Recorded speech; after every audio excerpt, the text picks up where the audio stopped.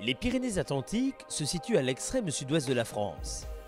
Le département fait frontière commune avec l'Espagne, tout au long de la partie occidentale des Pyrénées, qui viennent plonger dans l'océan Atlantique à Hendaye. Dans ce pays de contraste, cohabitent en bonne intelligence tant les éléments que les hommes basques et béarnais. Ensemble, avec fierté et ambition pour leur métier, ils contribuent au quotidien à faire de l'agriculture une composante majeure de l'économie.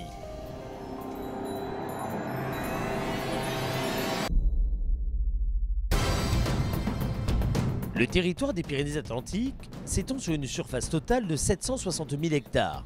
L'agriculture occupe plus de la moitié de cette superficie, dont 329 000 hectares utilisés et 89 000 hectares de parcours en montagne. On compte près de 12 000 exploitations, ou une surface moyenne de 28 hectares. La population active agricole représente 9% en moyenne de la population active totale, avec de fortes variations dans certains cantons ruraux, où elle peut atteindre jusqu'à 25%. Le département compte également une trentaine de coopératives qui emploient plus de 4 000 salariés et dégagent un chiffre d'affaires annuel de plusieurs milliards d'euros. Au total, ce sont près de 41 000 emplois qui sont liés à l'agriculture. La politique de l'installation des jeunes agriculteurs est particulièrement dynamique sur ce territoire qui regarde résolument vers l'avenir. La passion, c'est déjà un peu la liberté. C'est vrai qu'on est aujourd'hui, on a tendance à dire qu'on est des entrepreneurs. On construit un projet professionnel jour après jour. C'est ça qui au final est passionnant, quoi, parce qu'on ne sait pas de quoi demain sera fait, les années se suivent et ne se ressemblent pas. Et c'est ça qui au final fait le plaisir du métier, quoi. Les 2-3 dernières années, on est soit dans les 3 meilleurs, soit le meilleur département au niveau français en termes d'installation aidées. Donc on est entre 120 et 140 installations aidées par an. Dans certaines régions de France, si le jeune n'a pas 80 ou 100 hectares, il hésite à s'installer. Ici, avec 20, 30, 40 hectares, le jeune va essayer d'aller chercher de la valeur ajoutée et s'installera sur les terres familiales. En Pyrénées-Atlantiques, les productions sont très diversifiées sur une base de polyculture élevage. Impossible de parler de l'agriculture du Sud-Ouest sans évoquer le maïs. Avec plus de 100 000 hectares cultivés chaque année dans le département, cette culture façonne les paysages. Elle constitue surtout le pivot de la plupart des filières animales locales. Il est le socle de toutes les productions, ou quasiment toutes les productions agricoles que nous puissions avoir dans le département. C'est-à-dire sur la production de lait, qu'elle soit bovine ou ovine, sur la production de viande, qu'elle soit bovine aussi et ovine, sur la production de volaille et sur la production de foie gras. Le maïs, de par sa valeur, permet une bonne nutrition pour nos animaux. Au fil du temps, les débouchés de cette culture se sont diversifiés. Des maïseries, une usine d'éthanol, des boulangeries et pâtisseries industrielles se sont implantées dans le département. Autrement dit, la filière prend une part active au dynamisme économique du territoire, mais aussi à la création d'emplois.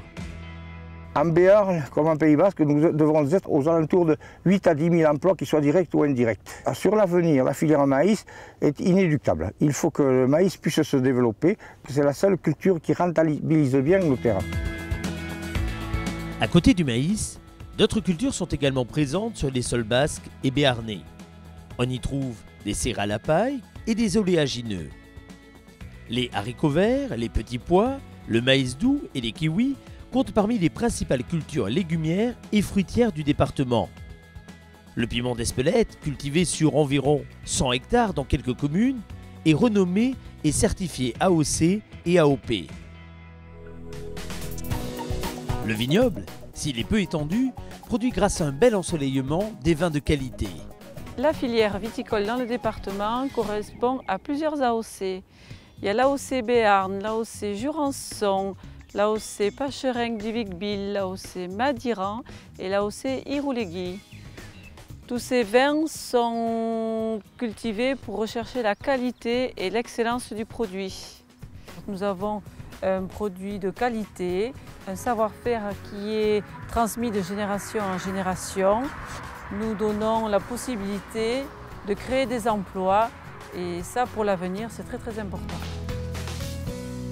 La production laitière occupe une place importante dans l'économie agricole du département. Un millier d'éleveurs livrent leur lait à d'importants groupes agroalimentaires coopératifs ou privés. Près de 250 millions de litres sont ainsi collectés chaque année. Le département des Pyrénées-Atlantiques est le plus gros producteur de lait du Grand Sud-Ouest, c'est-à-dire avec les 270 millions de litres de lait collectés. Ça génère un nombre d'emplois impressionnant. Aujourd'hui, le département compte autour de 35 000 vaches laitières, donc la race Primogène, la race prédominante sur le département. Et donc le lait après ensuite est collecté par les groupes principaux qui sont Sodial avec les 3A, Danone, les Chaumes, la coopérative du Pays Basque.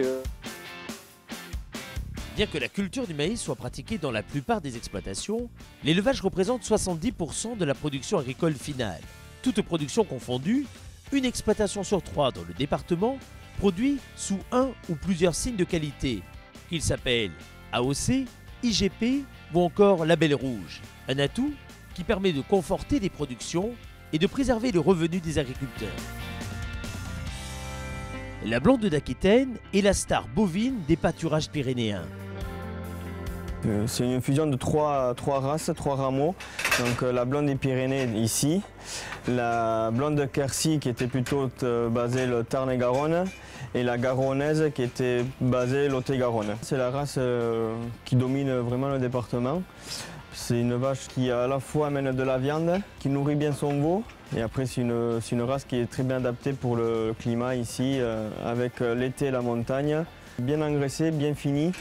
C'est une vache qui est très tendre, avec un bon persil, ce bon persil là qui revient très bien. La blonde elle est renommée, les bouchers veulent cette vache parce qu'elle a un très bon goût, donc les consommateurs sont très contents de cette vache. Donc il y a 2 labels pour les vaches, donc il y a le label Bœuf Blonde Aquitaine et le label Bœuf Excellence. Et après il y a un label pour les veaux, c'est le veau sous la mer. Autre fierté de ce territoire, le fameux jambon de Bayonne. Climat, mode d'élevage, savoir-faire des éleveurs et des salaisonniers, démarches de qualité sont autant d'ingrédients de la réussite de la filière structurée sur tout le bassin de l'Adour. Donc, dans notre région, comme dans toutes les régions à faible densité porcine, il faut qu'on trouve un moyen de tirer notre épingle du jeu à la manière des grands bassins de production qui bénéficient d'économies d'échelle pour l'acheminement des aliments, pour les abattoirs qui sont de plus grosse taille que par chez nous.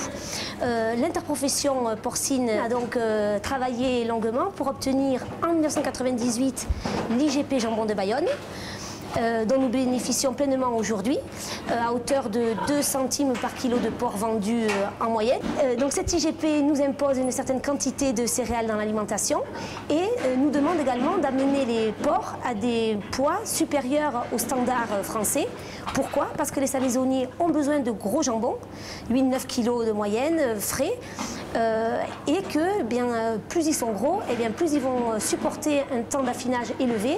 Et aujourd'hui, on est à 7 mois minimum, et les salaisonniers et le cahier des charges IGP Jambon de Bayonne souhaitent porter ces 7 mois à 9 mois d'ici 2015.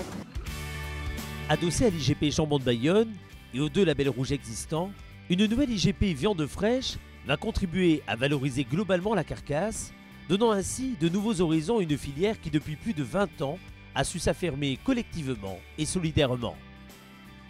Autre atout du département, le porc de race basque, le Quintoa. En ce qui concerne le Quintoa, notre grand critère bien sûr c'est la qualité. C'est un porc quand même qui est d'une saveur exceptionnelle en ce qui concerne la viande, en ce qui concerne son gras, et c'est un porc qui a un marché certain. Nous avons un cahier des charges pour respecter une certaine densité. Il faut absolument ne pas dépasser 40 porcs par lot. Le cahier des charges en ce qui concerne l'alimentation est très draconien. Avec plus de 54 millions de volailles produites, l'Aquitaine est la 3e région avicole de France. Dans le département, 6 millions de volailles de chair sont issues annuellement de quelques 279 exploitations. Cet élevage est résolument orienté vers la production de viande de qualité, garantie par des labels rouges. Le canard à foie gras tient le haut de l'affiche. Cette production fait vivre 750 exploitations sur le département. Tous ces producteurs se retrouvent en une interprofession. En l'an 2000, l'IGP Sud-Ouest a été mise en place, c'est-à-dire une identification géographique de production. Nous pouvons ainsi montrer aux consommateurs que le canard qu'ils vont acheter en foie gras ou en magret provient du Sud-Ouest, zone de production traditionnelle. Ça nous a permis de stabiliser une production et de produire plus de la moitié du foie gras français sous cette identification. Nous produisons 6,5 millions de canards gras sur le département et c'est une grande chance pour nous parce que nous sommes encore très nombreux et ainsi ça a pu consolider beaucoup d'exploitations et spécialiser d'autres. Il se produit 24 000 tonnes de foie gras dans le monde. La France en produit 19 000 tonnes. Donc nous sommes les premiers producteurs mondiaux de foie gras. De nos jours, les pays qui importent le foie gras, ce sont des pays qui se développent. La Corée, la Russie, la Chine. Nous sommes dans des pays nouveaux et nous sommes très fiers d'être le maillon du fleuron français au niveau de la gastronomie. Pour identifier le fromage de brebis reconnu depuis 1996 AOP, deux symboles se conjuguent. L'osso irati, le pic emblématique du Béarn associé à la vaste forêt de hêtres qui domine le Pays basque. Tout un symbole.